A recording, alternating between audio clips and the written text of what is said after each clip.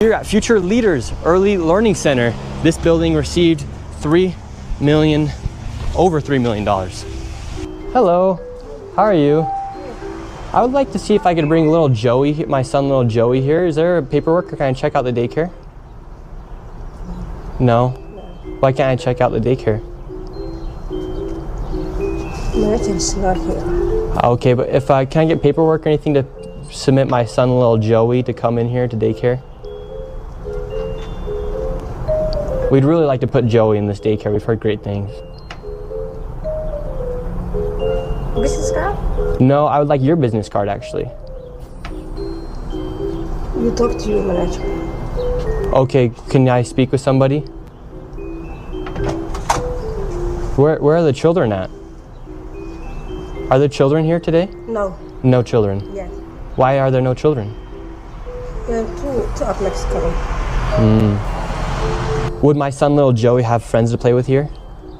No. No. Yes. No friends for little Joey?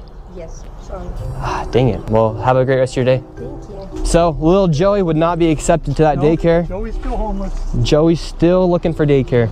But it's part of perhaps a much, much larger fraud scheme, some $9 billion by some estimates that has been going on out there. So this is a good chunk of that. But 15 people have been charged. You've got, in one scam, you've got somebody charged with stealing $46.6 million in funds that was intended for autism treatment.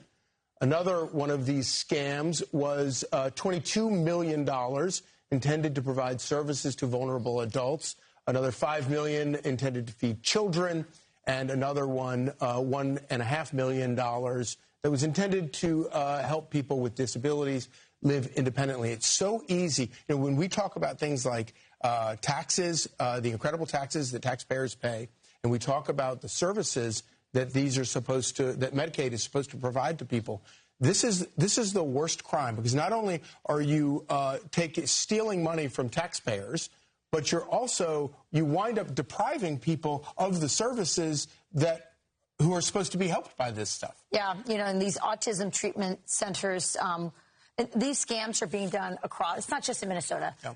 These scams are across the country. I was thinking about, you know, dyslexia. There's not a lot of funding for dyslexia, which is the #1 learning disability in the country. And just think, 46 million just went to maybe Somalia. Who knows where this money went to? It is infuriating. And one of the things that, you know, people complain about the bureaucracy, right? So they lower.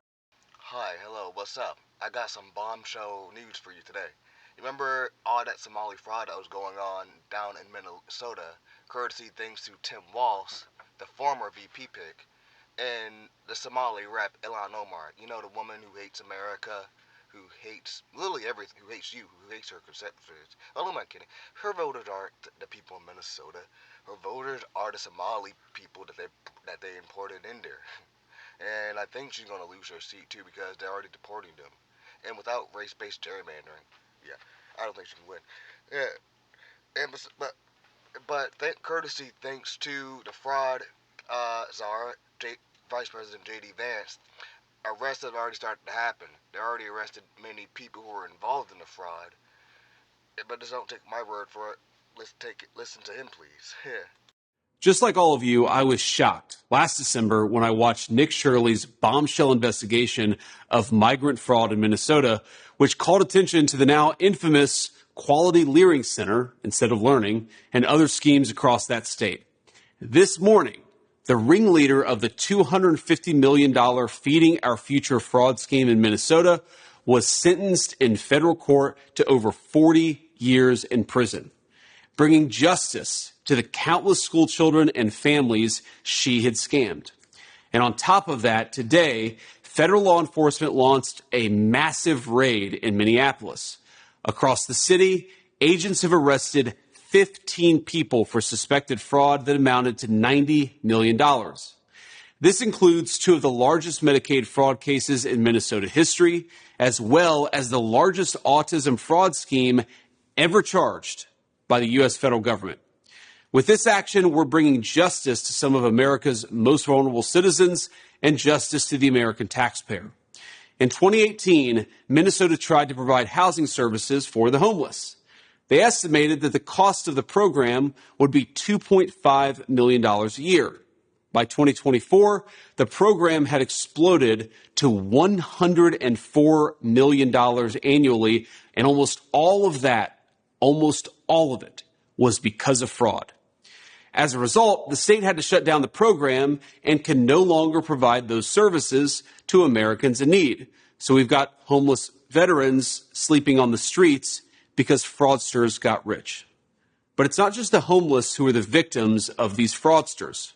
The victims in the cases announced by DOJ today also include disabled Americans who rely on community support to live full, independent lives, and citizens for whom defrauding such programs is literally a matter of life and death.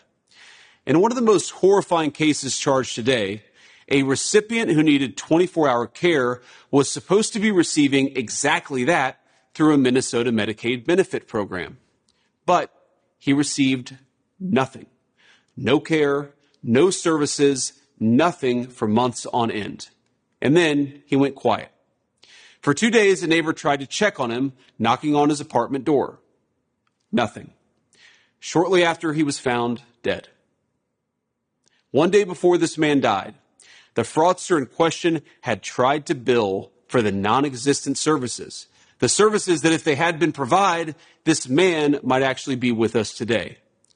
To get rich off taxpayers, even at the cost of others' lives, just as that fraudster had for many months before.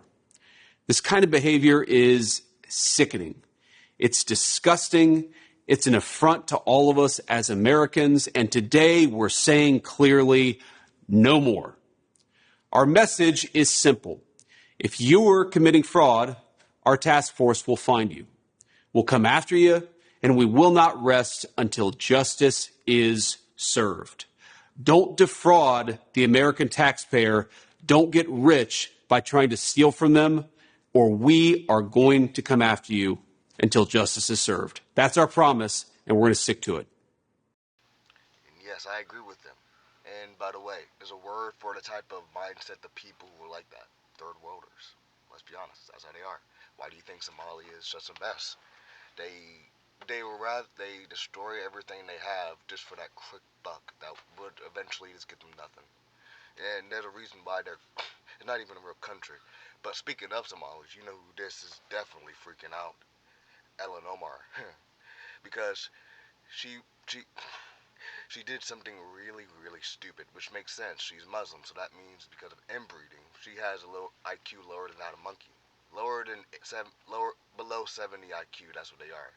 She actually threatened and said, go ahead, go on, investigate me, because she's freaking out, which rightly so, because she was involved in this. We all know it was a fraud. Even Nick Shirley spoke up about it on Fox. Like everyone knows. What are your thoughts about JD Vance accusing you and saying that they're going to indict you, that the DOJ is going to indict you or come after you? He's been doing that for a while. If they want to indict me, let's see what they've got.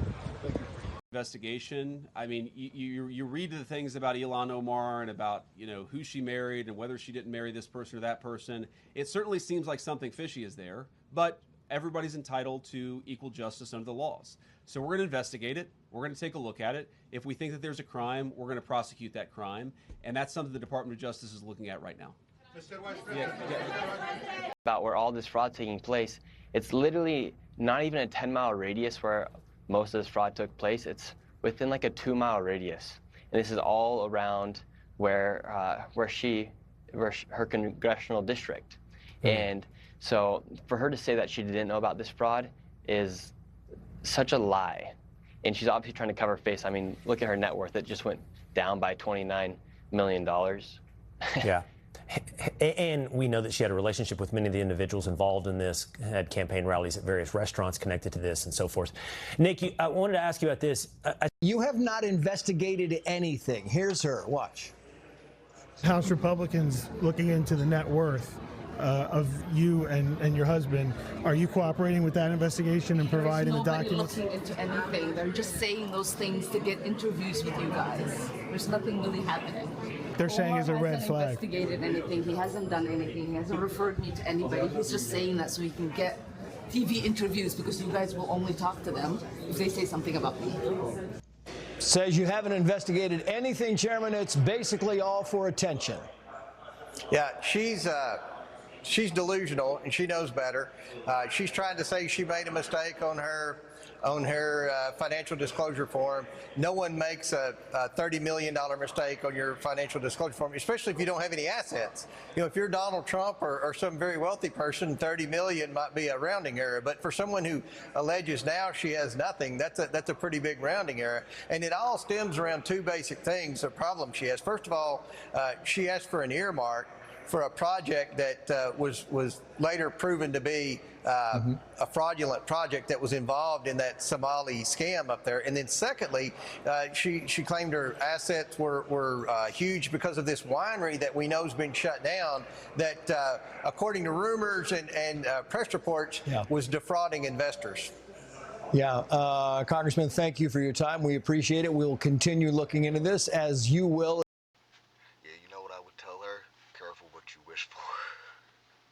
And she's freaking out too, but you have to, and there's really nothing she can do about it because she's too low IQ to do anything.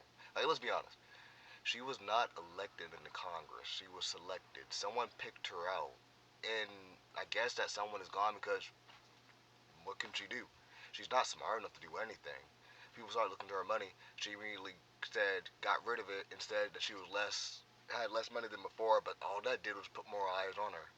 Yeah, the more people see this, the more people are gonna will hate the Somali community. I am serious. The Somali community will, especially in Minnesota, will be hated for generations because, let's be honest, this scam has caused the unaliving and passing away of people who actually need it.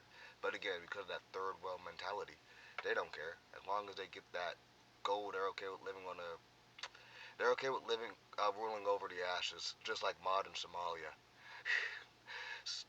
Stupid little girl. And it doesn't help the fact that the place that used to be her old country is actually trying to get her back, saying extradition because her father, when she fled her country, it wasn't because she was a refugee, it was because her father was a part of the dictatorial regime and her father caused the death of many of her people. And that's why she ran, and that's why she was the Democrat Party. And she's freaking out because it's all crumbling down.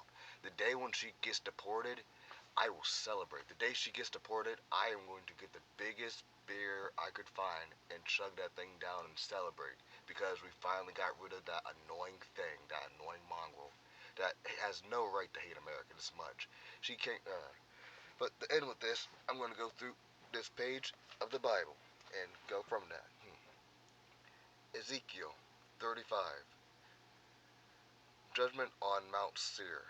Moreover, the word of the Lord come to me, saying, Son of man, set your face against Mount Seir, and prophesy against it, and say to it, Thus say the Lord, Behold, O Mount Seir, I am against you. I will stretch out my hand against you, and make you most desolate. I shall lay your cities waste, and you shall be desolate. Then you shall know that I am the Lord.